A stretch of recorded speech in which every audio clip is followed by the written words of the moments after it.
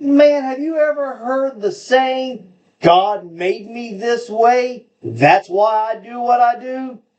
This young lady right here, she's going to put an end to that argument. Check this out. When people say that, how can God create so many gays if he condemns homosexuality? There's a false presupposition there.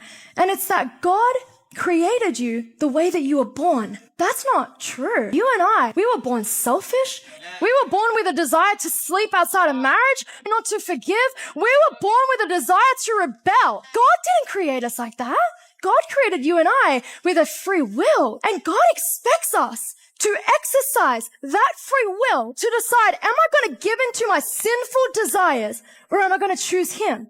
Can you imagine if you were born with, a high testosterone level and you stood before God and said, I know I hit my wife, but I was born that way. You made me like that.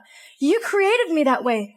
No. God would say, I expected you to call your body into submission, to make it a slave, and to decide I'm not giving into my sinful nature. How is that fair though?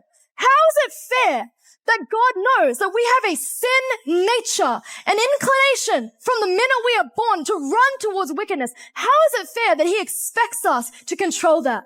Well, maybe fair enough if it weren't for Jesus Christ and the fact that he went to the cross to crucify the power of sin and death. That is the whole point of the gospel, that he who knew no sin became sin that we might become the righteousness of God.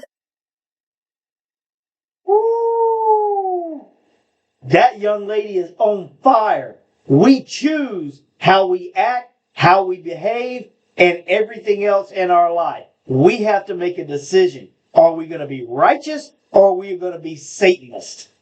That's everything else. If you believe in the same thing, follow for more.